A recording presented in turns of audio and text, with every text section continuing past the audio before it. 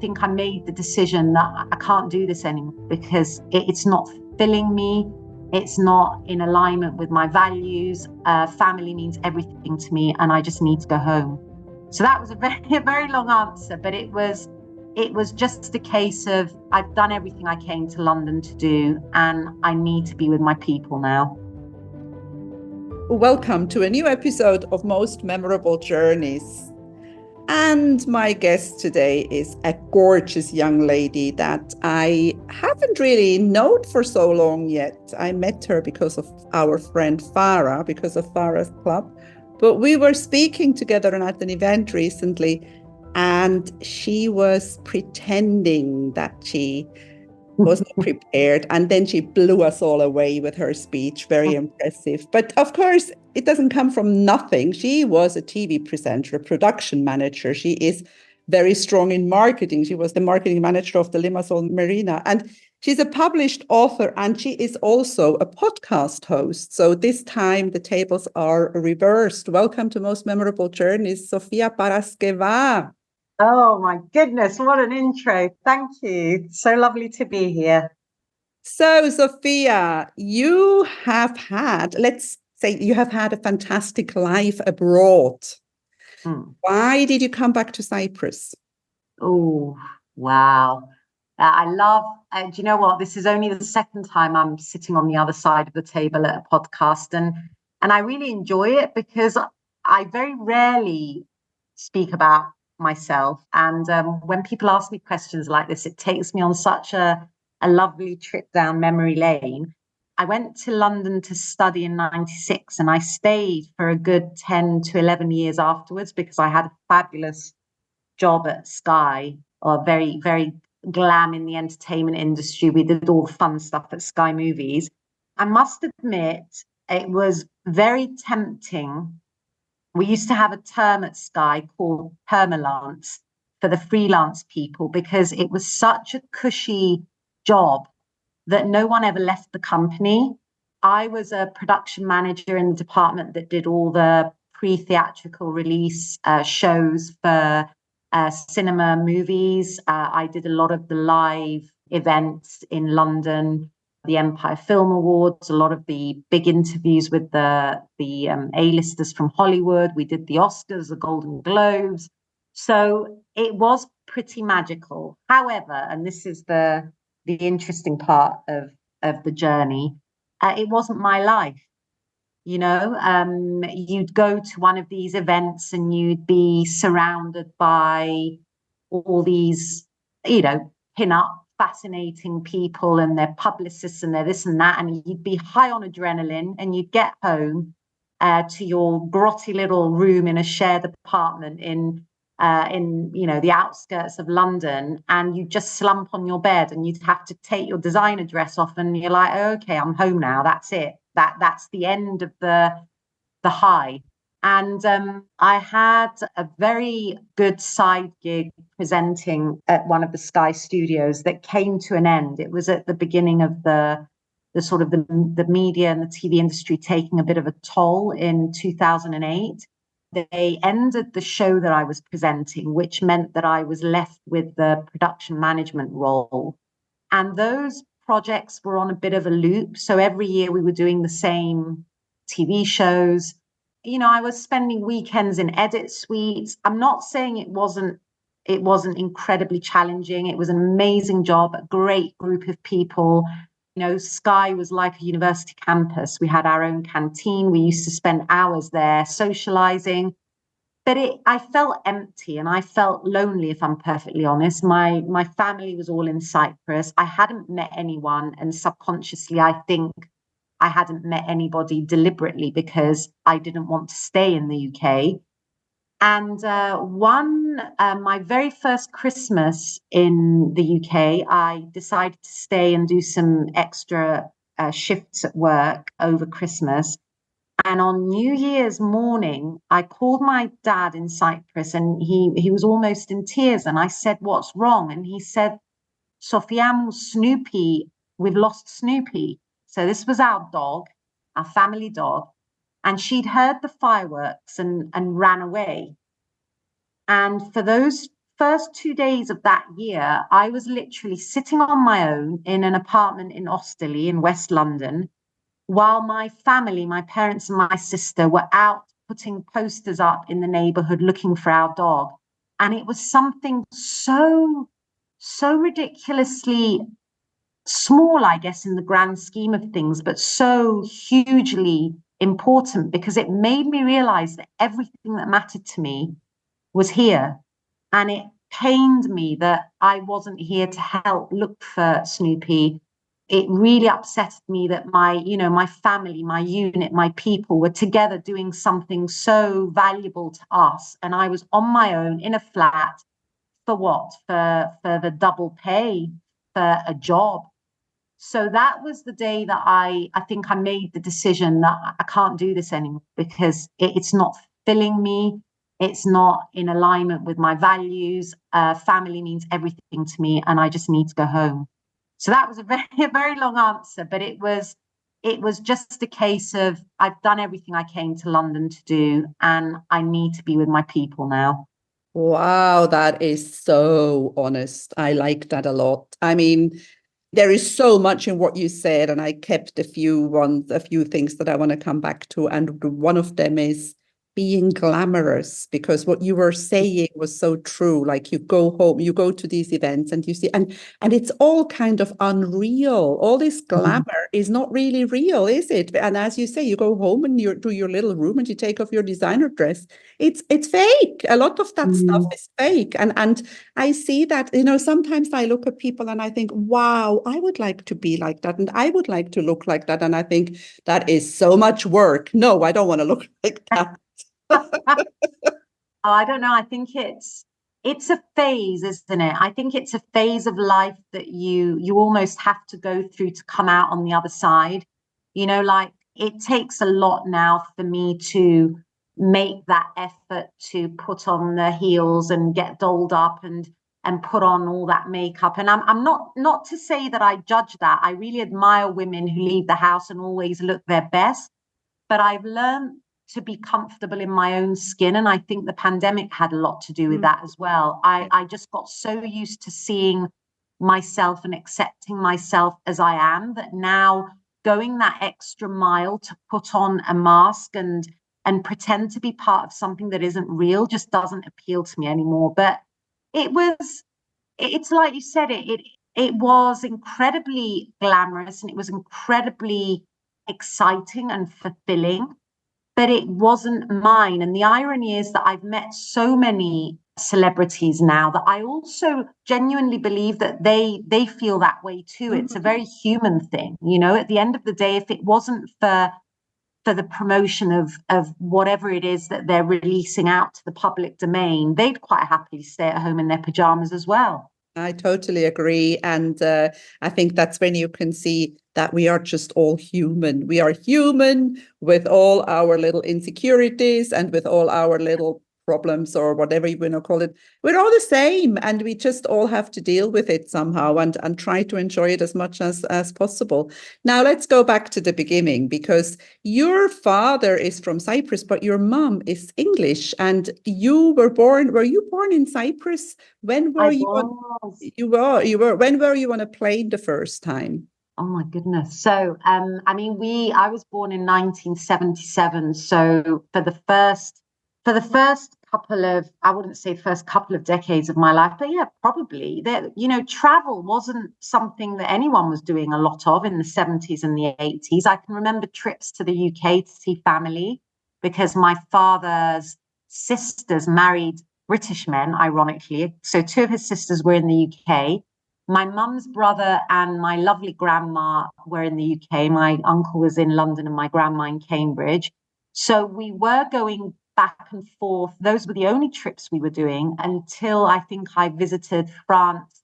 I visited my pen friend in France when I was at school. Pen friends. Do you remember Did you those? have a pen friend? I had pen I had a pen friends. friend in Fontainebleau. Bleu.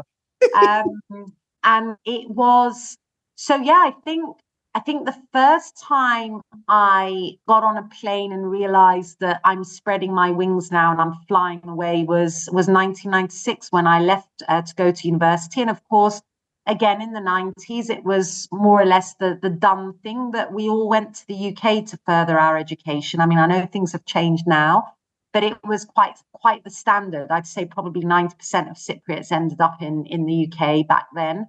So yeah, got on a plane and went to London. And of course, our parents always did everything in their power to make sure that the funds were there so that we could come and go as students at Christmas and Easter and summer.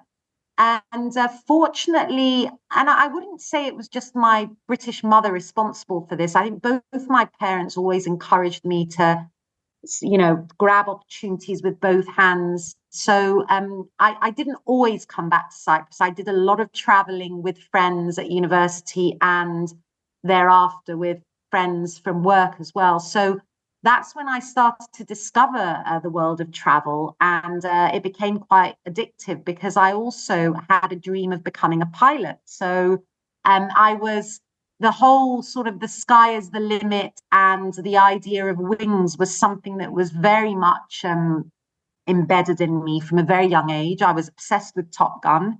And I actually applied to the University of London Air Squadron. So I was an officer cadet at the Royal Air Force while I was at university. So I was flying in planes at the RAF bases on weekends, but I was also flying away any opportunity I could to go and see the world, which is something you really never get over, do you?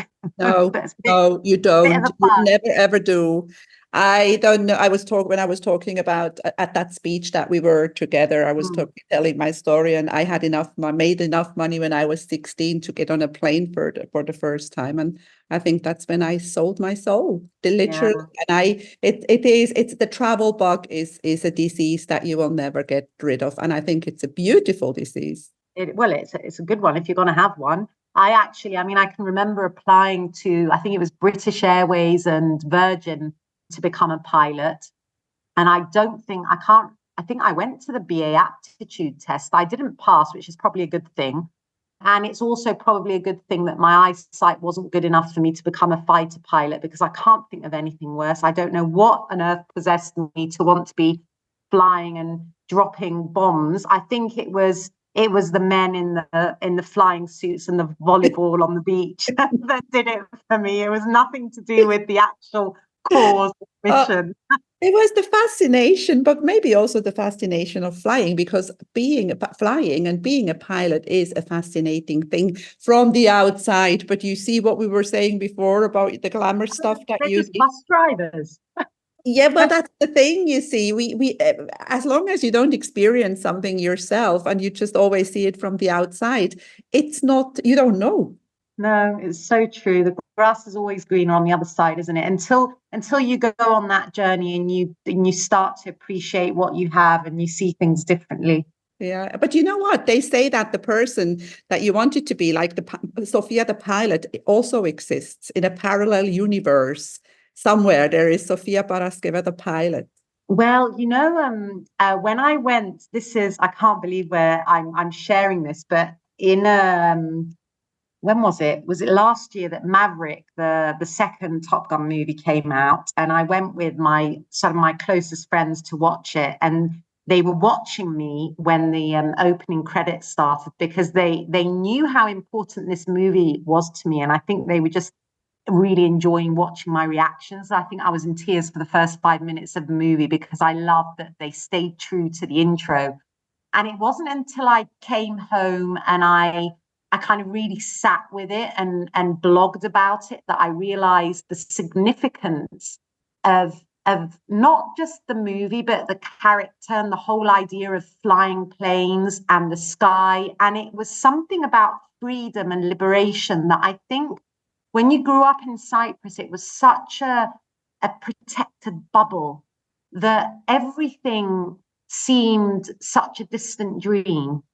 And, when we were growing up, and I had this conversation with someone recently, I mean, I can remember black and white TV when I was a child, and I can remember rushing to the kiosk to find a Smash Hits magazine to read about the pop stars that I was obsessed with. And we then found SSVC, which was Forces Television, and we got to watch programs from the UK. And we were quite deprived in Cyprus in a very bizarre way, because we advanced so quickly that when we were growing up, the idea of a pair of wings and being able to leave the island and spread your wings and go and live these adventures was like, wow. Mm-hmm. It was a big deal for us to do these things. We didn't have access to a lot of things that other people did. We weren't in Europe.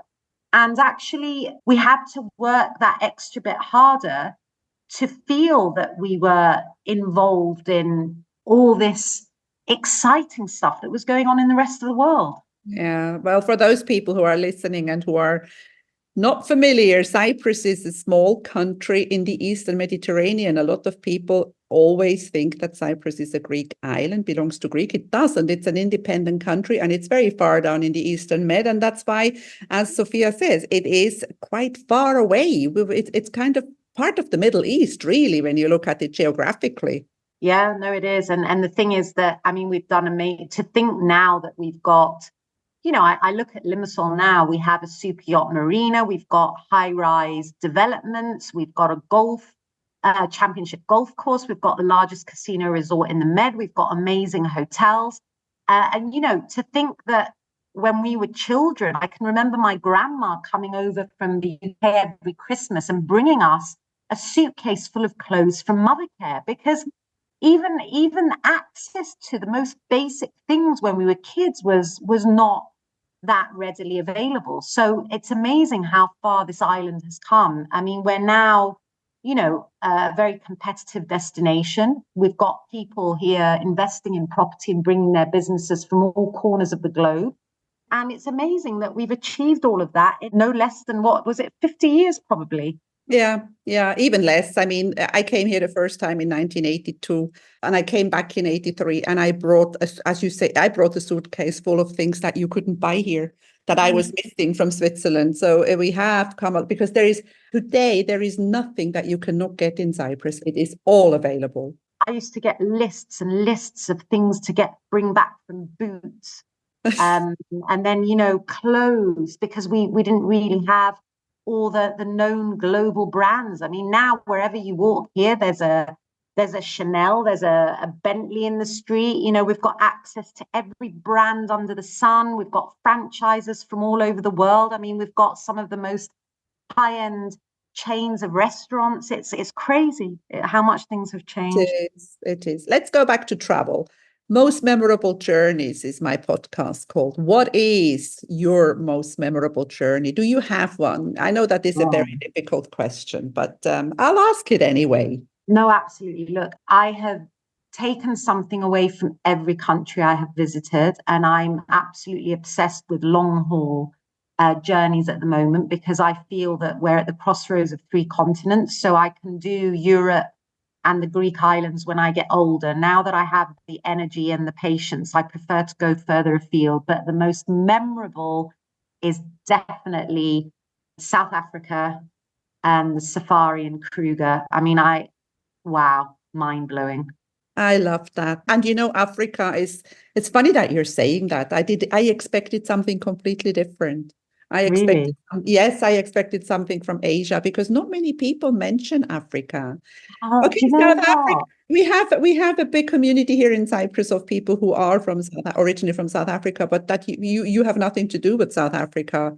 So No. that is nice. I like to hear that. It's I mean, I'd heard about South Africa, and you hear the worst, don't you? And that's why I have a travel buddy, Evelina, who's also single. And what we like to do is when we travel, we'll choose destinations or resorts where we know that they're going to take good care of us, and we can arrange the whole itinerary with them, because it is scary to go to countries like that. So yeah, you're right in the sense that I'd heard stories that would have scared me off from going to South Africa, but because I was going to do it in a very organized way and on safari through the resort itself, I was quite confident that it would be a safe trip.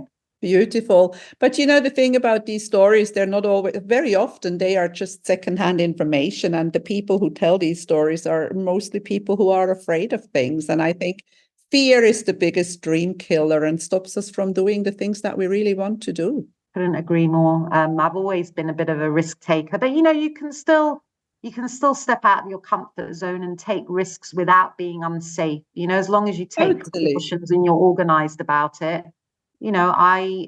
I would never. I think my motto used to be no regrets, and I lived by that religiously. And I just think every time somebody makes a suggestion, if it's doable and it doesn't put my life at risk, I have to go for it. Otherwise, I know I'll be kicking myself. Yes, I mean, that is no regrets is a good one, because that's very often, you go home and you see something, especially, and of course, today with social media, you see something and I think, oh, I should have done that. And we should just do everything that we possibly can with a calculated risk, of course. But, life is a risk and you don't have to go very far. You get run over here. You can get run Right. over here. So true. Oh. So what other place? South Africa. How about Asia? Are you a fan of Asia? So I was very lucky. Okay, I'm gonna correct that. New way of thinking. I'm not, like I said, I took advantage of opportunities when they were there. And my best friend when I was at Sky was a Kiwi. So I did New Zealand while I was working at Sky. I also went to Australia to visit a classmate of mine who was living there. And then, fortunately, through work, just before the pandemic, we went to Vietnam, China, and Hong Kong with work. So that was wow. I mean, how lucky was I that I got that in before the pandemic, because we traveled very comfortably. It's always lovely when the company's paying for your accommodation. And, when you go on business trips, you're always meeting people in the local community. You get time to wander around. You go for lovely meals with local business people. So it's a very interesting way to sample the culture.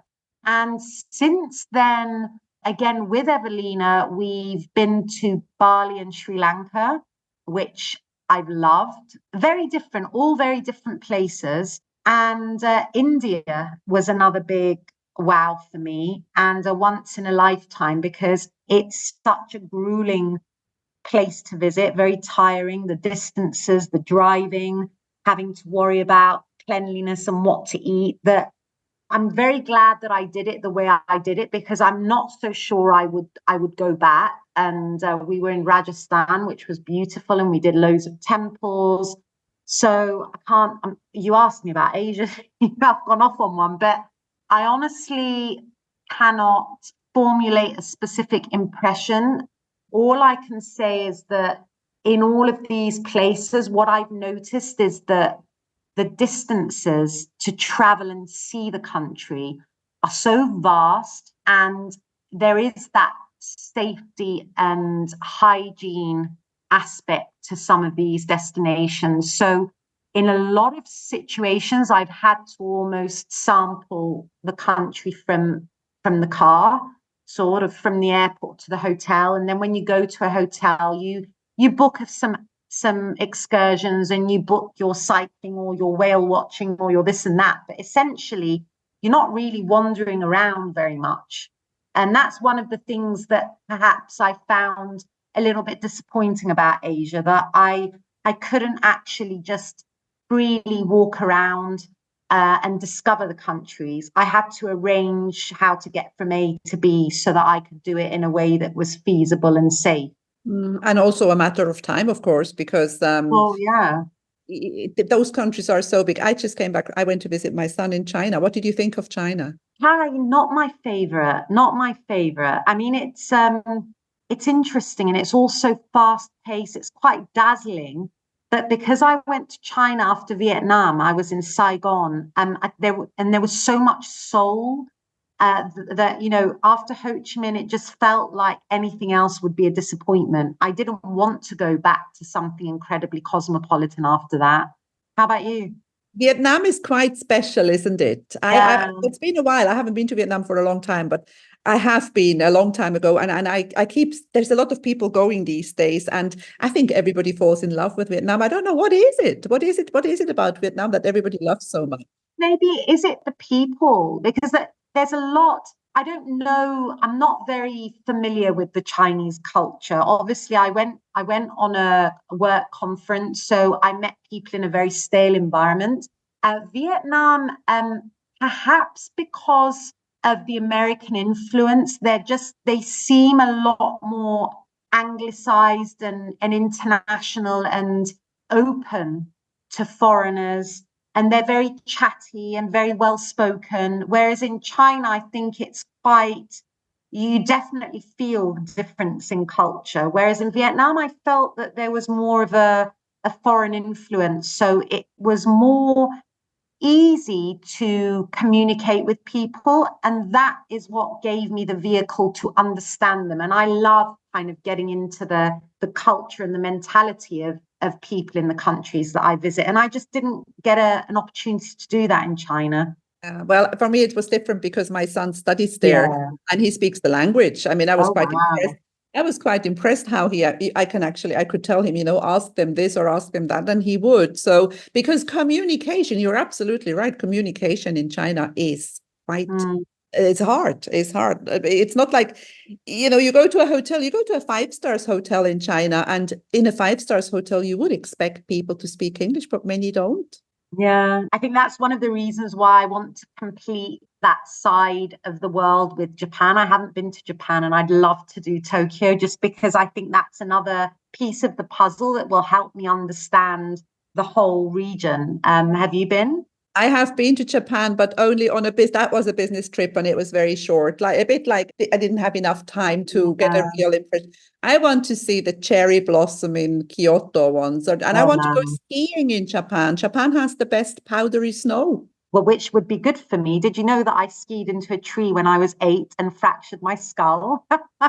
So Where I need ski resorts with powder, no ice, no rocks, no trees. Japan, here, we should go together. Where did you get in a tree? I was going to say, teach me to ski in Dronos.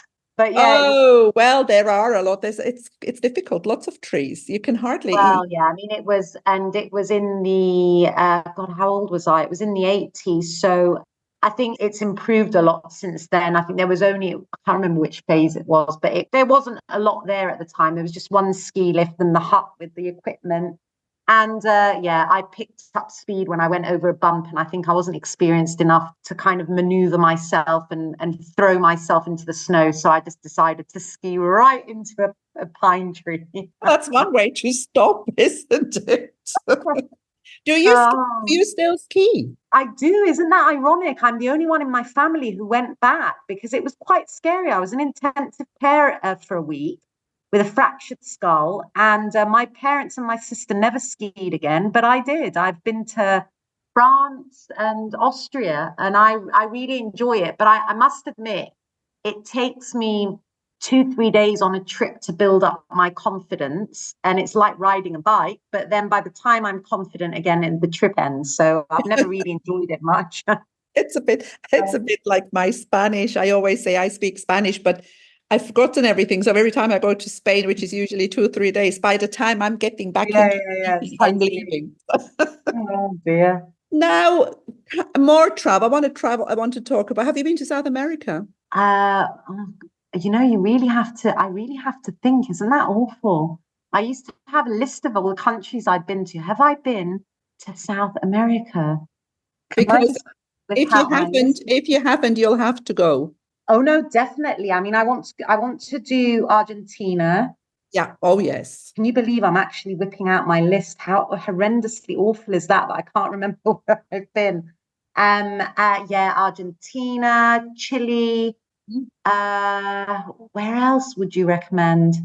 Because I feel that as Cypriots, something about the Mediterranean culture, feel as if we must have a lot in common with them. Oh, definitely, definitely. Also, Venezuela, for example, the mentality of people Wow, in yeah. Venezuela is very, very similar to the Mediterranean mentality.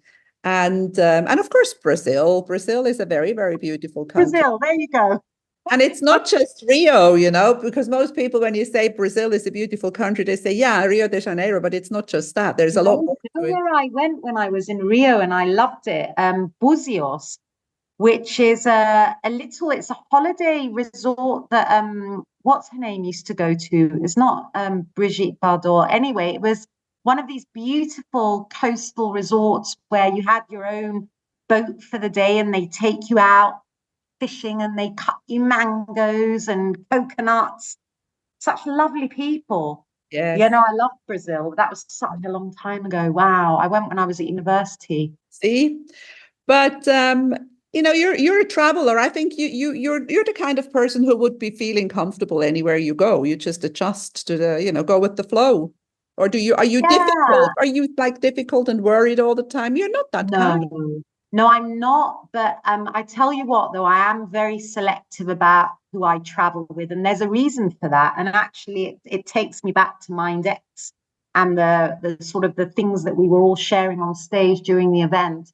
Because of my codependency and because I've always been the organizer and within sort of my close knit group and my family, I'm their concierge. I'm the people they call if they want to get things done. It's like I book the restaurants, I organize where the family goes on the weekends. So when I travel, I don't want to do that. Mm-hmm. So on business trips, for example, I even used to prepare call sheets for everybody. It's like, we're going here, we're going there. These are contacts. This is the chauffeur. So when in my personal time, I like to travel with people who do that for me. Mm-hmm. And this is why, it's worked magic for me that I travel with Evelina, because she is very passionate about doing that. And she's very good at doing that. And she will sort of decide where we want to go. And then she'll Google and research. She'll take a little bit from Goop, the Gwyneth Paltrow site. She'll take a little bit from Condé Nast Traveler. She'll go into Vogue and she'll pick all the trendy places that we want to see. And then she'll research the hotels and she'll find something that's a little bit off the beaten track, a little bit safe and clean, but not necessarily the most known places. And I love that, because I do like the security, but I'm very easygoing. So if she tells me we're going here, we're going there, I'll go wherever she tells me to go, because I trust her taste. And you don't often get that with other people. And the same, I think I chose my friends well, actually, coincidentally. But yeah, even Soraya, my friend at university, she used to plan our trips, and she was very worldly and very streetwise. So she always chose good destinations. So yeah, I think I'm easygoing when I travel, but I do need to know that we've got all the basics organized before I leave. Organized and covered. Yeah. Yeah. They say that you get to know a person really, really well when you travel with them. I think many people have had a bad experience. They were good friends and then they went on a trip and that didn't work out at all. Do you know what? I've never traveled with a boyfriend, and that must say something, really. That probably does. Let's talk about boyfriends. Oh, must we? Your favorite Always dumbing it down, Elizabeth. No, but let's talk about that book you wrote, because I found that book very, very interesting. Do you want to talk about it? Yeah, sure. I mean, it's interesting, actually, because the whole fertility journey, which was very accidental, I had no idea that I had an issue with my fertility until I discovered it by accident when I did a blood test. And I froze 3 eggs. And I obviously had to think long and hard about whether I really wanted to be a mother enough to go through the whole egg freezing thing again a second time. And I made the call that I didn't. And I was already 39 at the time.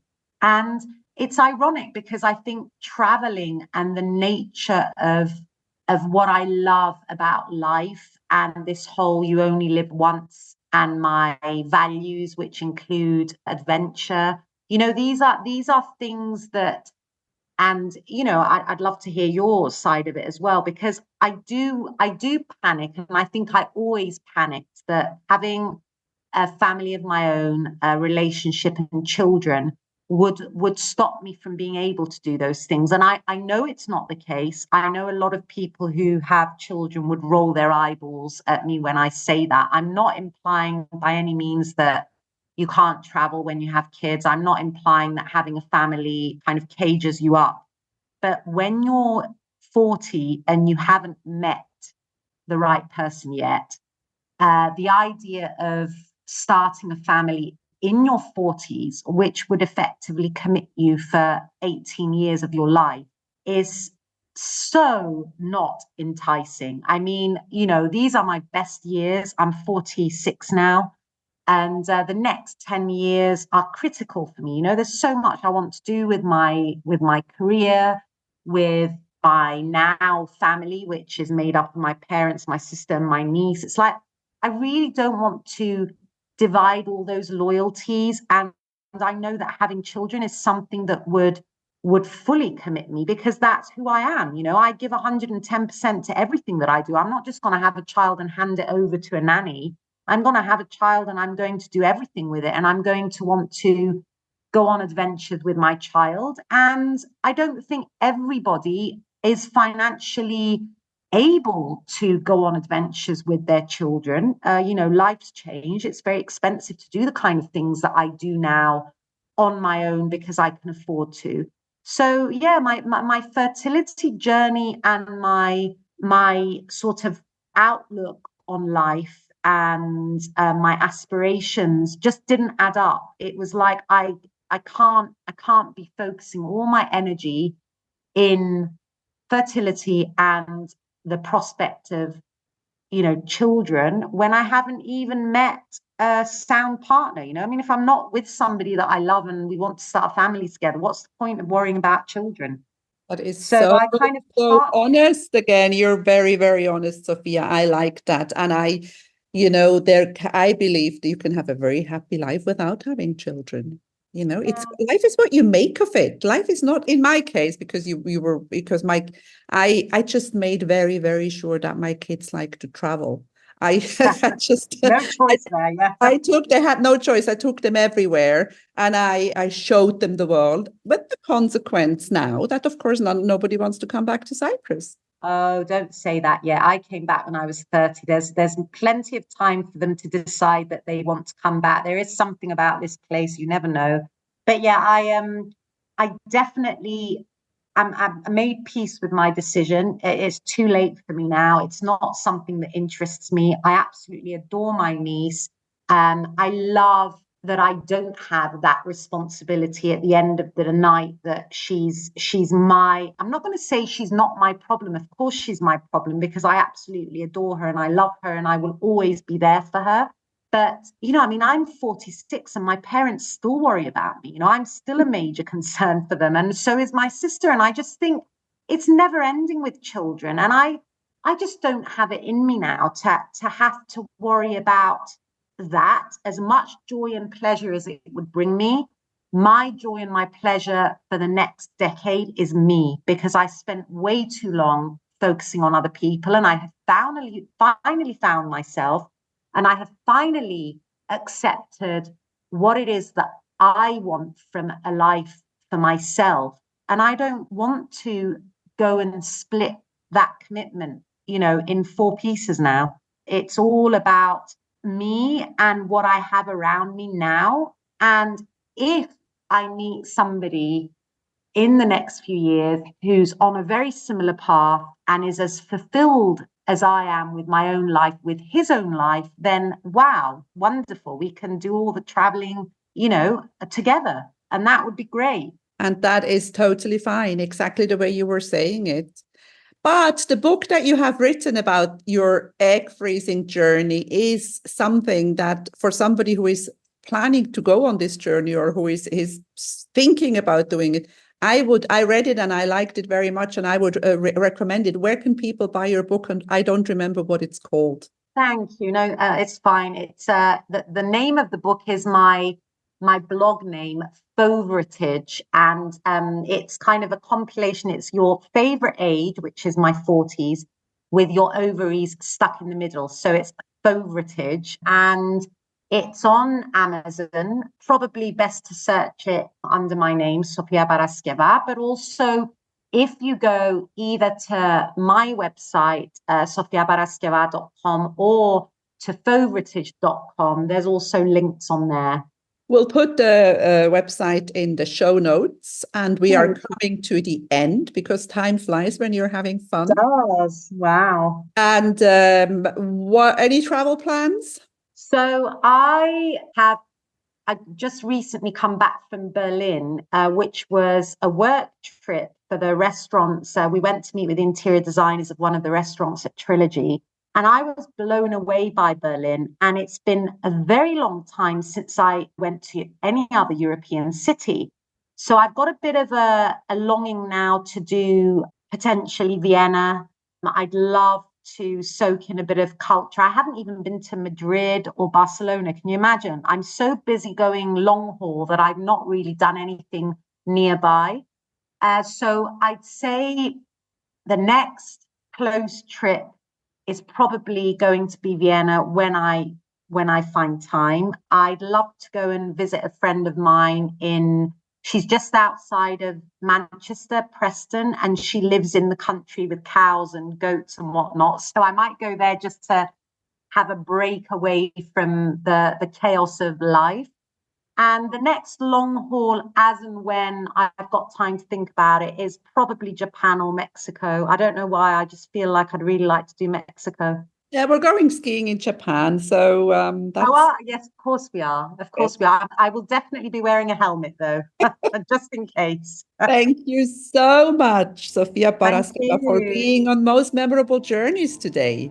Thank you so much for having me. If you enjoy my podcast, please like, share, and subscribe to my channel. You will find all the information in the show notes.